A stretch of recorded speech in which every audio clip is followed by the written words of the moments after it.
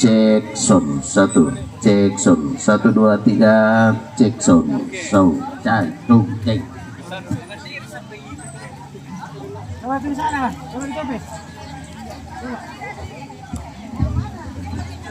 Di sana pohon.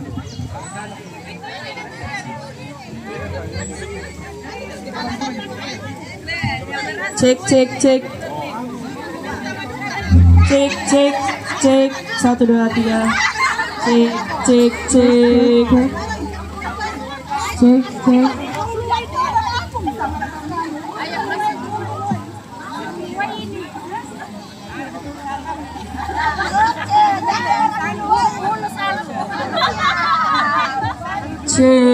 cek.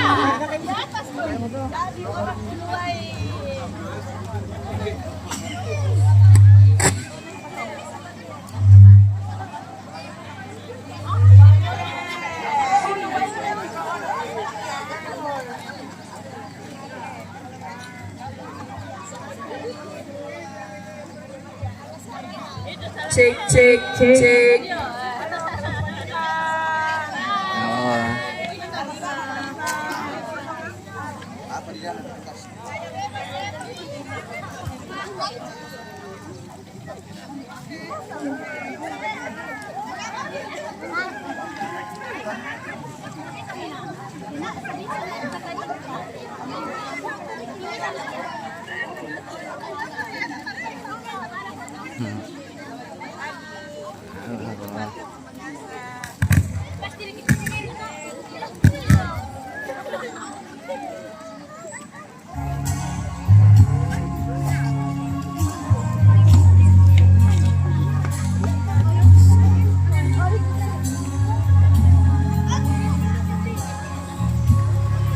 Halo, selamat Jumat Agung.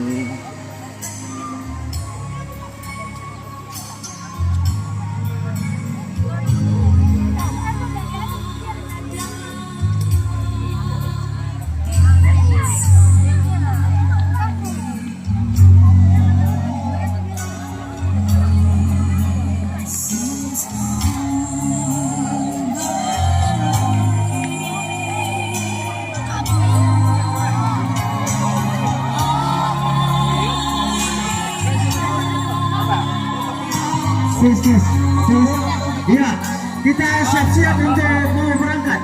Ya, jadi siap-siap. Nanti kalau kita berangkat, ya mungkin 4 orang per baris. Ya, 4 orang. Ya, anak-anak di depan supaya. Ya, ya nanti berdoa di sini. Nanti berdoa dulu. Ya, di bawah dulu. Nanti berdoa dulu. Nanti saya baru itu dari bawah ya.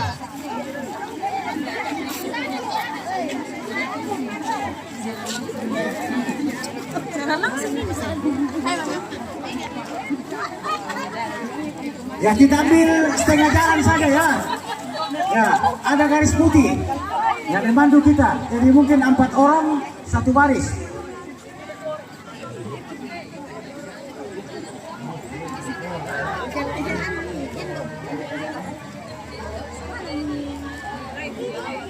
Ya, dibawa dulu. Ya, aturannya katanya ada lagunya di PUBG dulu baru sekolah minggu. Ya, karena ada PUBG mau menyanyi katanya di depan. Ya.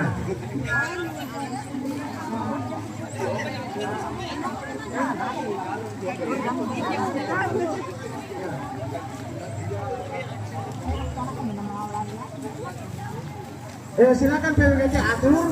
Ya, disambung nanti ada anak. Ya. Kemudian yang akan mengambil bagian, ya disilakan ke saya mari. Siapa kemari yang mengambil bagian.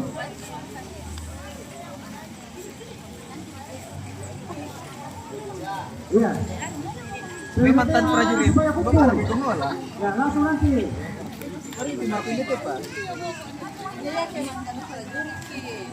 Akan bicara kok.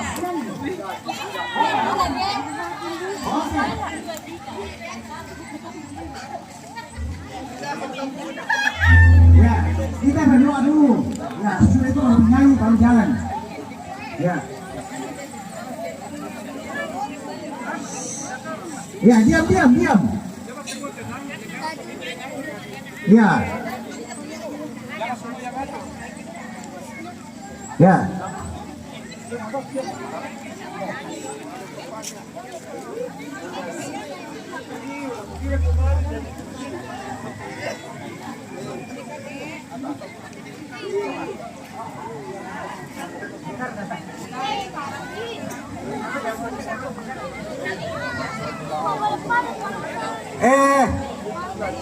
PWGT tidak ada gitar.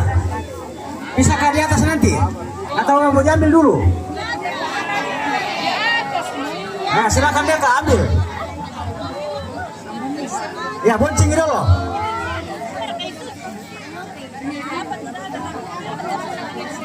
Ya, siapa yang bawa motor itu bawa aja motor di atas, tapi tidak tahu siapa orangnya.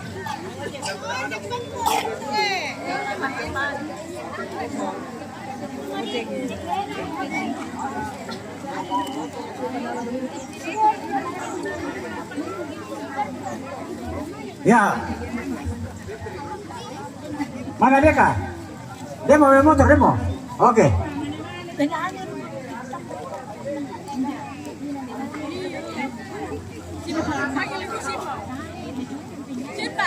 Sini.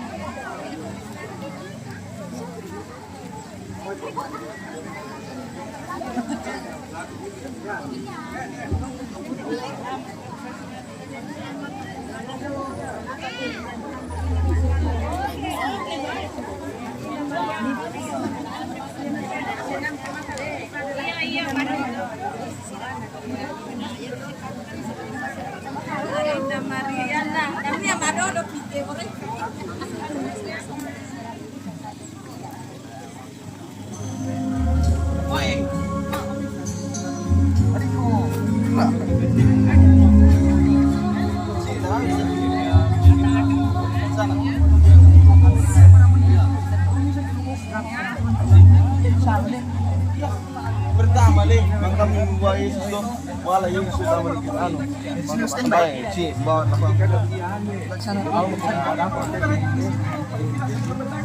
di sini tuh, di sini satu. Itu yang tempatnya Jono satu. Yes, Demin satu. Iya. Bukan di Pak Junedi yang Lia. Yang dekat Bala Lembang loh. Agak rata-rata di sini sedikit nanti itu beres. Baru di Maida. Baru di sebelumnya ini Mayuris.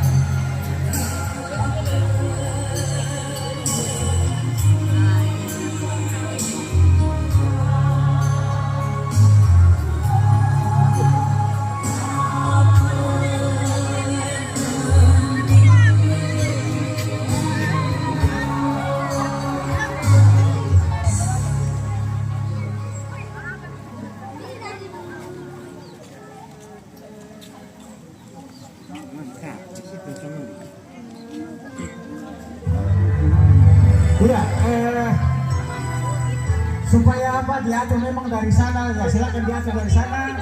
Ya, 4 orang. Ya, sekolah minggu di depan. Ya. Ya, satu sama orang tuanya, terserah. Ya. 4 orang. Ya, sambung ke belakang.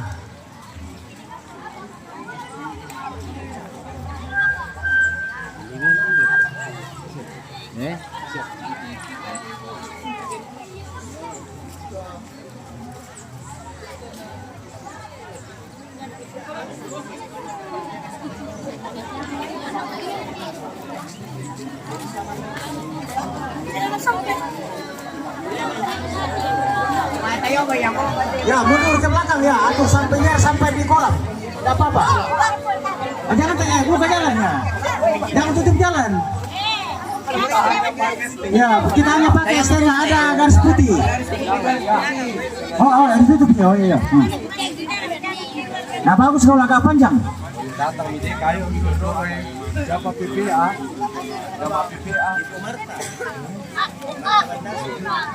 Ada kan?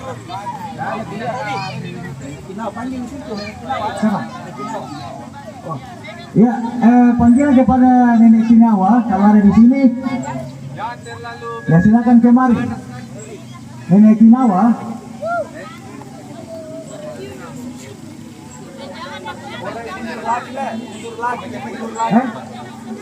Oh, sudah di gereja katanya.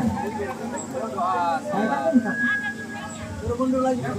Nah, mundur lagi. Ya, mundur. Ini sekolah minggu harusnya mundur deh. Ini menyanyi di depan dulu. Ya, mundur dulu. Silakan PWT di sini.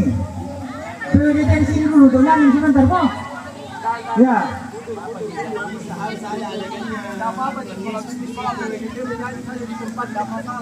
Ya, mundur.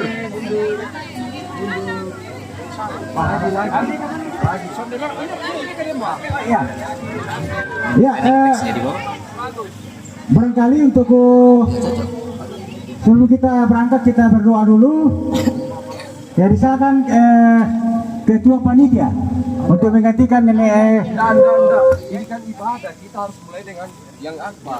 Semua yang ambil bagian maju ke sini. Ibadah di Yang ambil bagian semua kemari, tapi untuk penyentar ini Kinawa tidak ada. Ada pendeta, oke. Ya, yang ambil bagian silakan.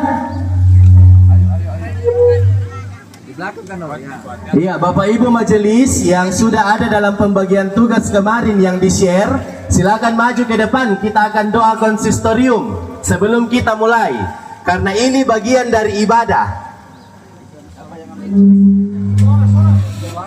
Stola di situ.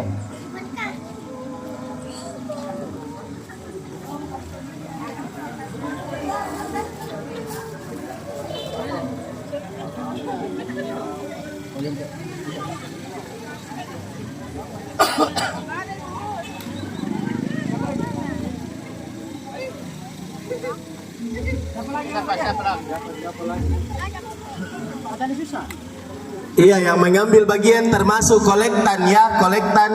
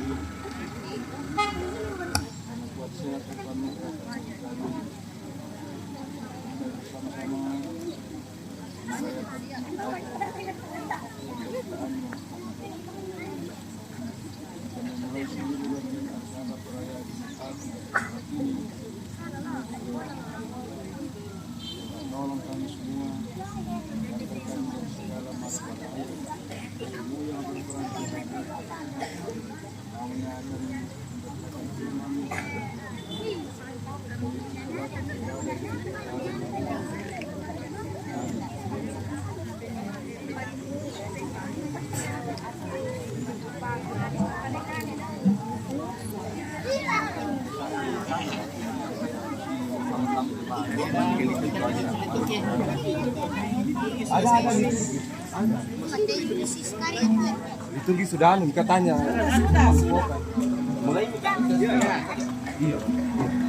Jemaat yang dikasihi Tuhan, masa Prapaskah selama 6 minggu telah kita lalui dalam perenungan makna pengorbanan dan penderitaan Tuhan kita Yesus Kristus. Ia ditolak, diperlakukan tidak adil, dicari-cari kesalahannya, hingga dipaksakan untuk dijatuhi hukuman mati. Padahal tidak ada alasan yang pantas untuk hukuman itu. Ketika ditangkap dan disesat, justru para sahabatnya lari meninggalkan dia. Bahkan ada yang mengkhianatinya. Puncak dari penderitaan itu adalah di Golgota. Dalam seruannya ia berkata, "Allahku, Allahku, mengapa engkau meninggalkan aku?" Dan di Kalvari ia berseru, "Ke dalam tanganmu kuserahkan nyawaku." Itulah jalan yang harus dilaluinya demi kita umat manusia. Karena penderitaan dan kematiannya sekarang, kita boleh jalan masuk ke dalam tempat kudusnya. Ia telah membuka jalan baru dan hidup bagi kita melalui tabir, yaitu dirinya sendiri. Tema Jumat Agung, janganlah jauhkan diriku. Mari dengan penuh hikmat kita berjalan mengikuti jalan salib yang dilaluinya sambil bertekad untuk turut dalam jejaknya, jejak yang menuju hidup kekal. Marilah berkata,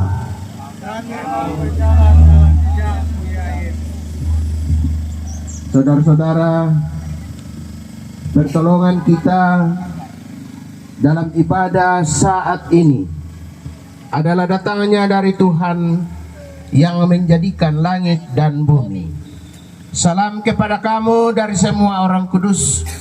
Kasih karunia dan damai sejahtera dari Allah Bapa kita, dari Tuhan Yesus Kristus di dalam tuntunan kuasa Roh Kudus akan memimpin dan menuntun kamu saat ini. Amin.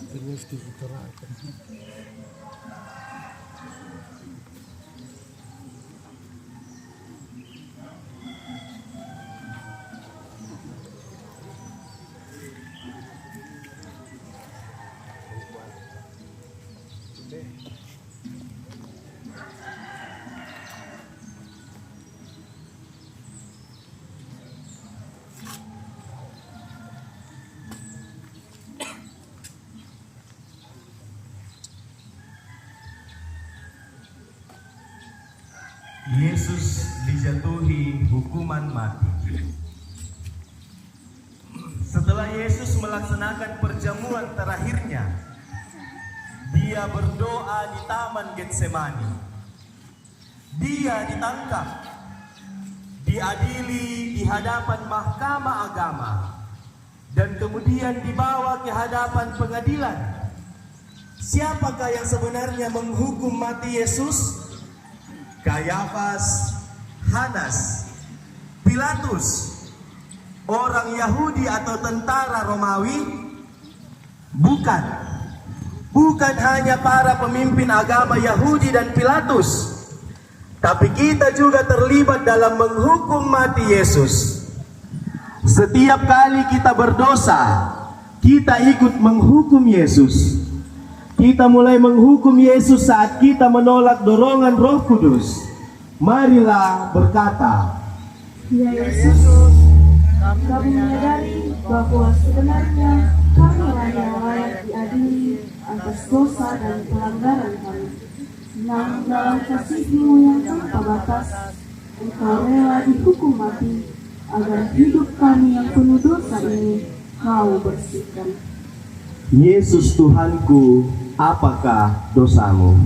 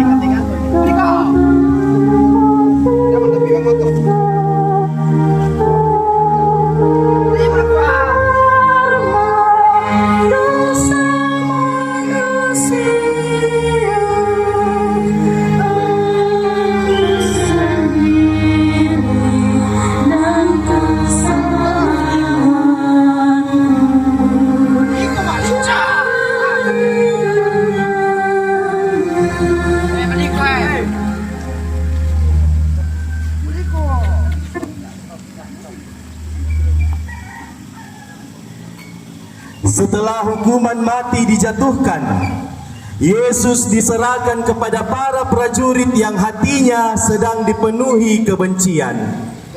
Mereka menyeret Yesus keluar dari istana Pilatus. Dengan kasar, para prajurit meletakkan salib besar di bahunya. Yesus menerima salib itu dengan rela. tanpa mengeluh. Dia rangkul salib besar itu dengan cinta, dan mulailah dia berjalan menuju puncak Golgota. Yesus tidak bersalah, namun ia rela memanggul salib berat, sebab ia sangat mengasihi kita. Kelemahan dan dosa-dosa kitalah yang dipanggulnya, agar hidup kita yang tercemar karena dosa disucikan kembali. Marilah berkata, Ya Yesus yang Maha Kasih,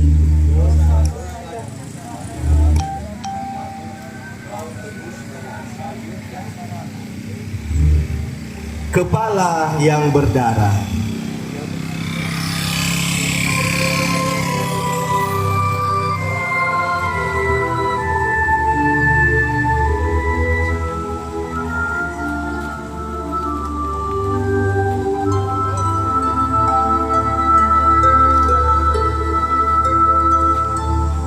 Kepala yang berdarah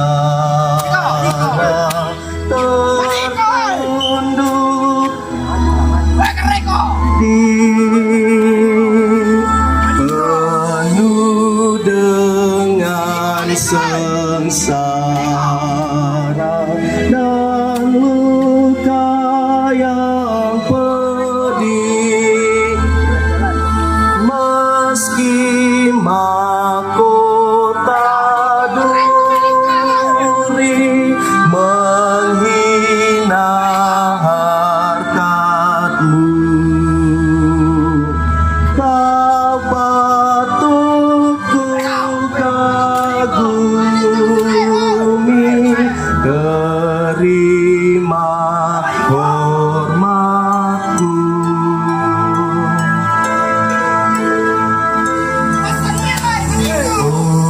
Wajah yang mulia yang patut disembah, dan rakyat menerima pujian dunia. Sekarang diludahi, dihina, dicerca, disiksa, dilukai. Yang salah siapakah?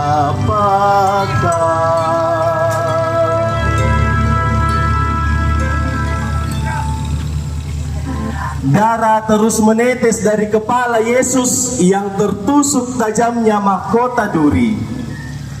Luka-luka bekas cambukan yang tak henti mengeluarkan darah segar. Lebam di wajahnya akibat pukulan melemahkan kekuatan fisik. Yesus jatuh untuk pertama kalinya.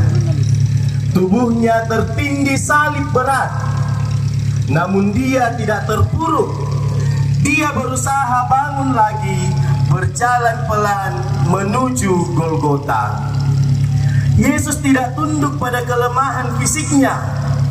Dengan sisa tenaga yang dikuatkan oleh semangatnya untuk menyelamatkan manusia dari dosa, ia bangun dari kejatuhan itu, berjalan menuju puncak Golgota. Marilah berkata, Ya Yesus yang Maha Kasih, dalam membangun relasi dengan Dikau, kami seringkali merasa gagal. Kami jatuh dalam rutinitas yang menjemukan. Dalam perhentian ketiga ini, kami disadarkan bahwa Engkau pasti datang mengangkat kelemahan kami. Lihatlah anak insan. Masuk.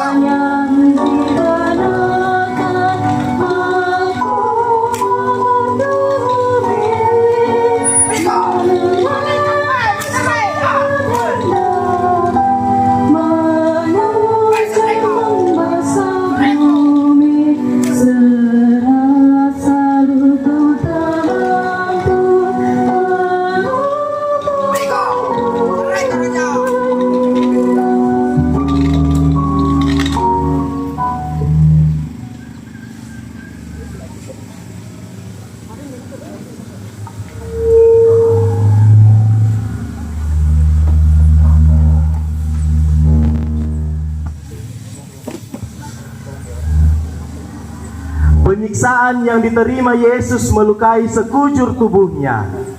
Hal ini semakin membuat Yesus lemah tanpa daya. Salibnya yang berat semakin membuat langkah kaki Yesus terhambat. Apalagi Golgota masih sedemikian jauh jaraknya. Para prajurit khawatir, jangan-jangan Yesus mati sebelum disalib di Golgota. Maka Simon dari Kirene yang kebetulan lewat di situ dipaksa memanggul salib Yesus.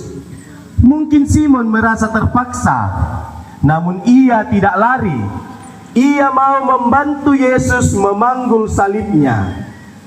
Simon bukan murid Yesus, tapi ia rela memberi kesempatan kepada Yesus untuk berjalan tanpa beban salib. Ia ikut meringankan penderitaan Yesus. Marilah berkata,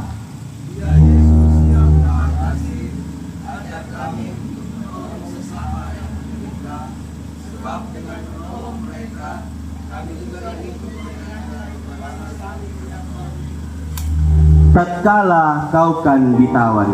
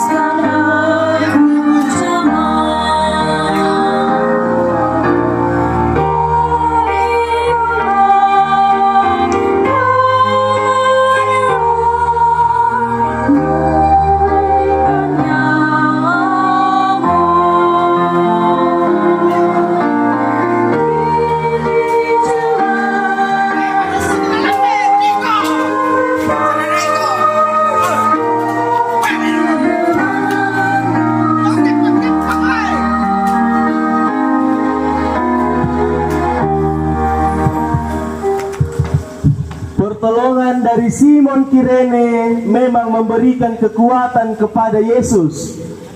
Akan tetapi itu tidak sebanding dengan perlakuan kejam yang Yesus terima terus-menerus. Ia jatuh tertimpa salib yang berat untuk kedua kalinya. Karena cintanya begitu besar kepada manusia, ia bangun lagi meneruskan perjalanan sengsaranya sampai ke puncak Golgota. Marilah berkata, Ya Yesus, dalam mengikuti Engkau, seringkali kami berjalan sendirian tanpa menyertakan Engkau. Kami jatuh dan tertindih hal-hal duniawi. Kami ingin bangun, namun tak berdaya. Tolonglah kami Tuhan untuk bangun lagi. Kami percaya bahwa Engkau sanggup melepaskan kami dari segala beban menindih hidup kami. ku heran juru selamatku.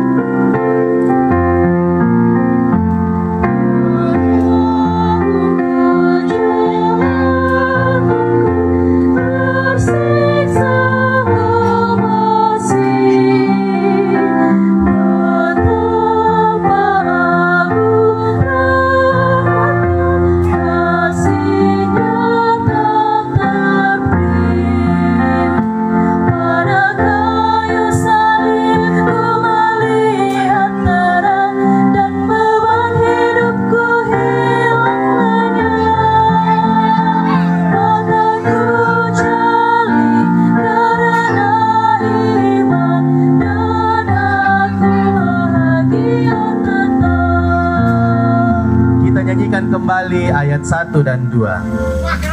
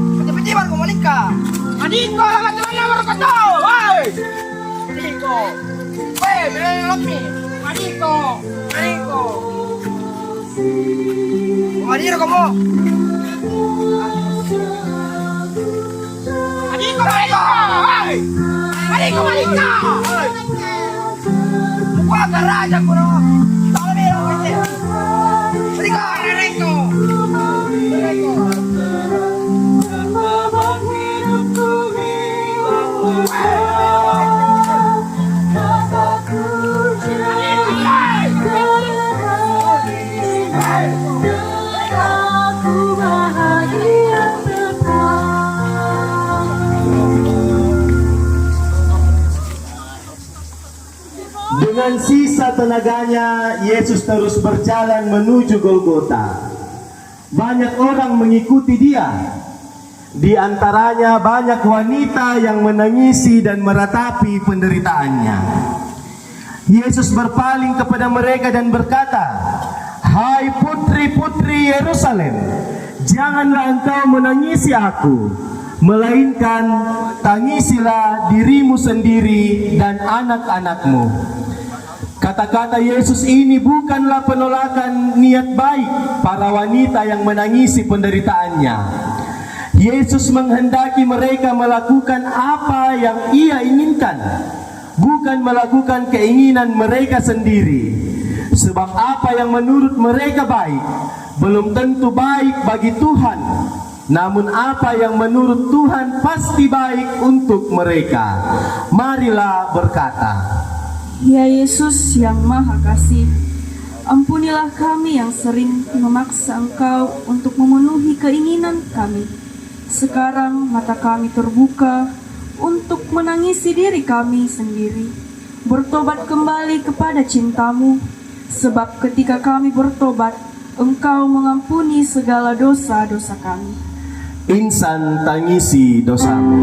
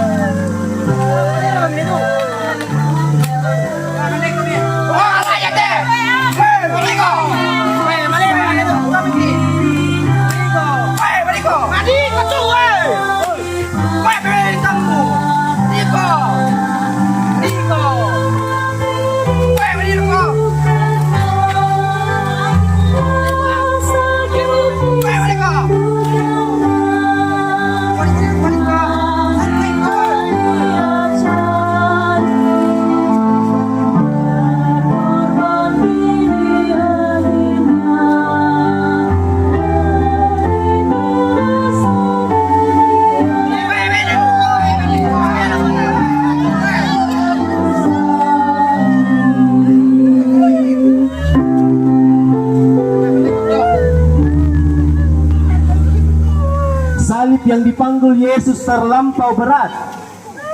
Beban tersebut membuat ia tidak mampu lagi menahannya. Yesus jatuh untuk ketiga kalinya.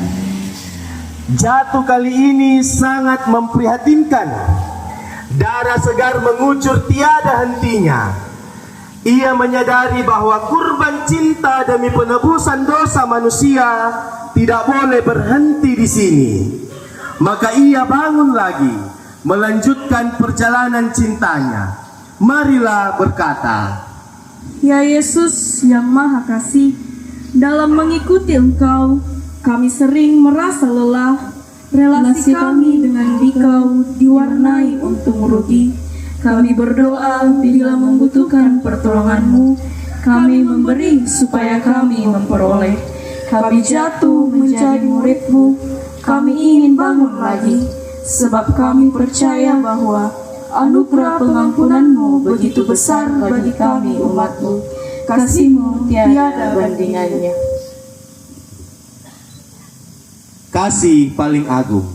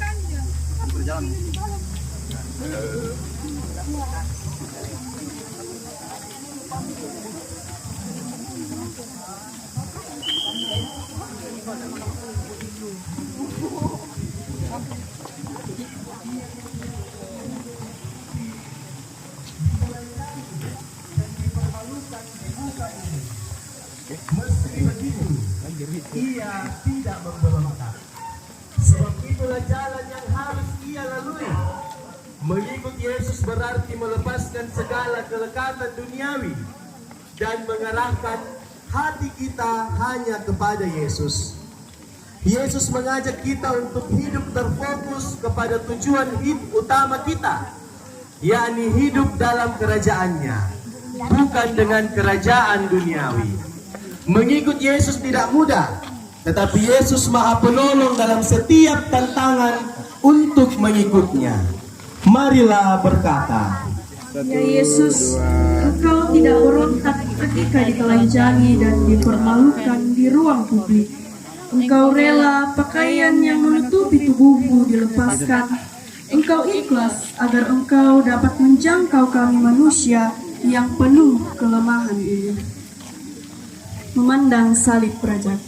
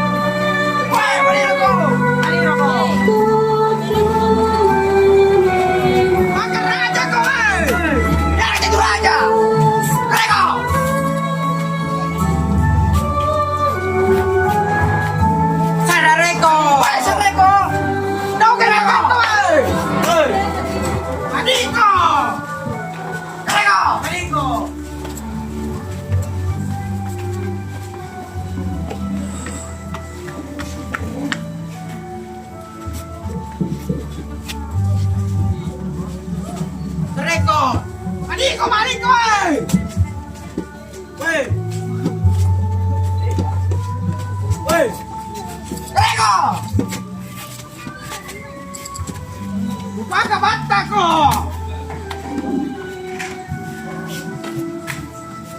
Woi, Mariko. Woi, keren kok. Woi. Mariko. Woi, keren kok. Mariko. Woi, Mariko. Mariko. Woi, keren kok. Iko Malika. Reko. Woi, keren kok. Iko Malika. Iko Malika.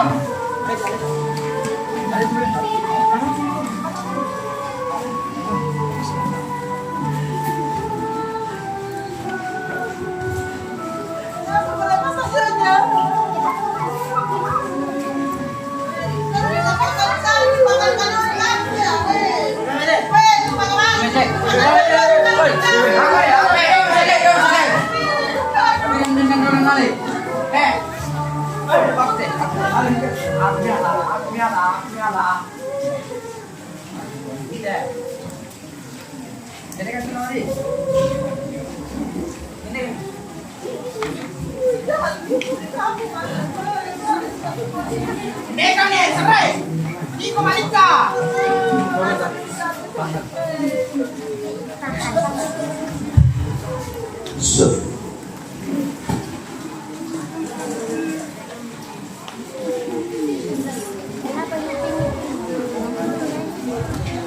Tangan dan kaki Yesus dipaku di atas kayu salib secara keji.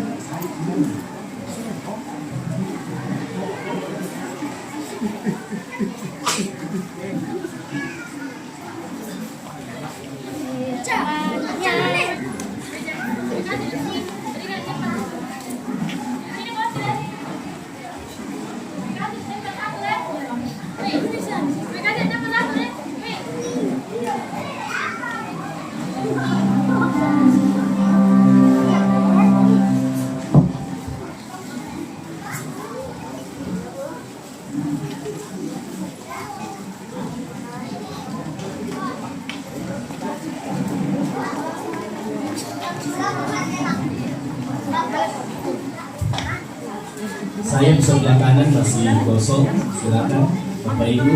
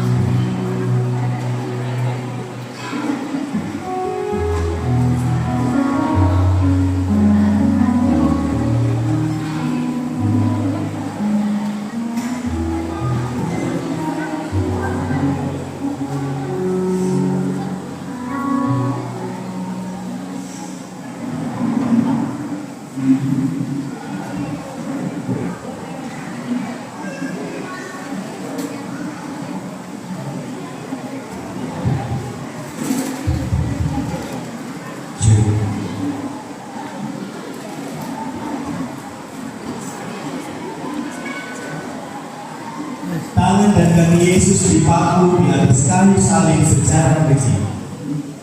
Lalu salib didirikan. Ketika ia haus dan ingin minum, juga asal yang diberikan. Yesus dihujat, "Hai engkau yang mau merubuhkan bait suci dan mau membangun kembali dalam waktu 3 hari, sekarang selamatkanlah dirimu. Jika engkau anak Allah, turunlah dari salib." Disakiti, dihina, dihujat, hati Yesus tidak terluka, malah meluapkan air pengampunan. Ya Bapa, ampunilah mereka, karena mereka tidak tahu apa yang mereka perbuat. Pengampunan menyatukan orang yang bermusuhan saling berjabat tangan dan membuat orang yang bersalah melihat masa depan yang lebih cerah. Marilah berkata,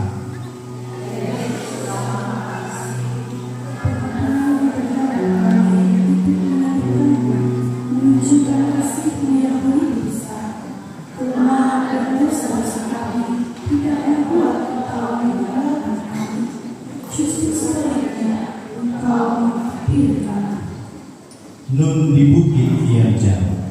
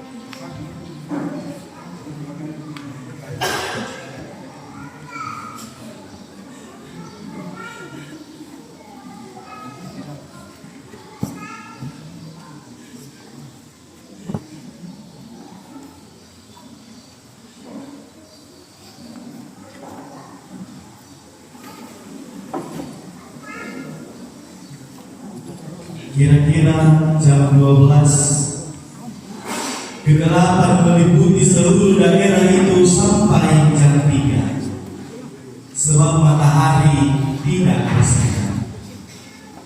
Dan tabir bait suci terbelah dua. Lalu Yesus berseru dengan suara nyaring, "Ya Bapa, ke dalam tangan-Mu kuserahkan nyawaku." Dan sesudah berkata demikian, ia menyerahkan nyawanya. Yesus rela mengorbankan nyawanya karena begitu besar cintanya kepada kita. Ia membuktikan kata-kata yang pernah diucapkannya di hadapan para murid. Tak ada kasih yang lebih besar daripada kasih seseorang yang menyerahkan nyawanya untuk sahabat-sahabatnya.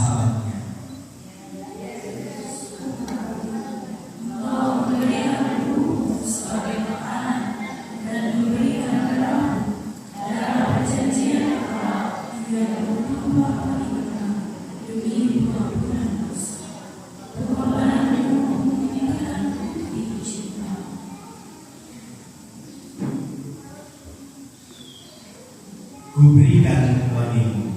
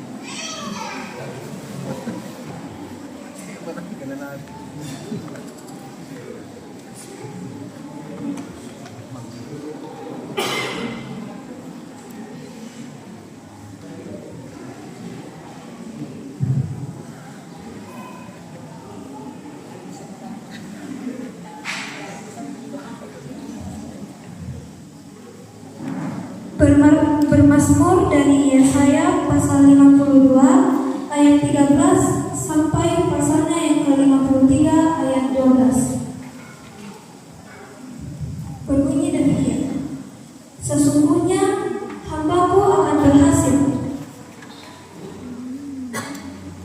Ia akan ditinggikan, disanjung dan dimuliakan. Seperti banyak orang akan berkebun melihat dia, begitu buruk rupanya, bukan seperti manusia lagi, dan tampaknya bukan seperti anak manusia lagi. Demikianlah ia akan membuat tercengang banyak bangsa. Raja-raja akan mengantukkan mulutnya melihat dia, sebab apa yang tidak diceritakan kepada mereka akan mereka lihat, dan apa yang tidak mereka dengar akan mereka pahami. Siapakah yang percaya kepada berita yang kami dengar, dan kepada siapakah tangan kekuasaan Tuhan dinyatakan? Sebagai tarum ia tumbuh di hadapan Tuhan, dan sebagai tunas dari tanah kering. Ia tidak tampan, dan semaraknya pun tidak ada, sehingga kita memandang dia, dan rupa pun tidak, sehingga kita menginginkannya. Ia dihina dan dihindari orang, seorang yang penuh kesengsaraan dan yang biasa menderita dihina, sehingga orang menutup mukanya terhadap dia. Dan bagi kita pun dia tidak masuk hitungan. Tetapi sesungguhnya penyakit kitalah yang ditanggungnya, dan kesengsaraan kita yang dipikulnya. Padahal kita mengira dia kena tulah, dipukul dan ditindas Allah. Tetapi dia tertikam oleh karena pemberontakan kita. Dia diremukkan oleh karena kejahatan kita. Ganjaran yang mendatangkan keselamatan bagi kita ditimpakan kepadanya, dan oleh bilur-bilurnya kita menjadi sembuh. Kita sekalian sesaat seperti domba, masing-masing kita mengambil jalannya sendiri. Tetapi Tuhan telah menimpakan kepadanya kejahatan kita sekalian. Dia dianiaya, tetapi dia membiarkan diri ditindas dan tidak membuka mulutnya. Seperti anak domba yang dibawa ke pembantaian, seperti induk domba yang keluh di depan orang-orang yang menggunting bulunya, ia tidak membuka mulutnya. Sesudah penahanan dan penghukuman, ia terambil, dan tentang nasibnya siapakah yang memikirkannya? Sungguh, ia terputus dari negeri orang-orang hidup, dan karena pemberontakan umatku, ia kena tulah. Orang menempatkan kuburnya di antara orang-orang fasik, dan dalam matinya ia ada di antara penjahat-penjahat. Sekalipun ia tidak berbuat kekerasan, dan tipu tidak ada dalam mulutnya.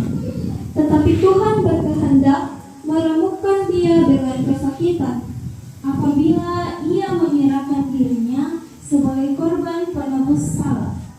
Ia akan melihat keturunannya, umurnya akan lanjut, dan kehendak Tuhan akan terlaksana olehnya.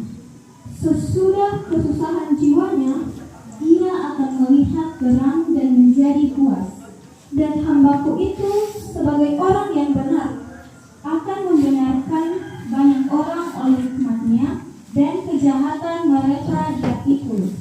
Sebab itu aku akan membagikan kepadanya orang-orang besar sebagai rampasan, dan ia akan memperoleh orang-orang kuat sebagai jarahan, yaitu sebagai ganti karena ia telah menyerahkan nyawanya ke dalam maut, dan karena ia terhitung di antara pemberontak-pemberontak, sekalipun ia menanggung dosa banyak orang.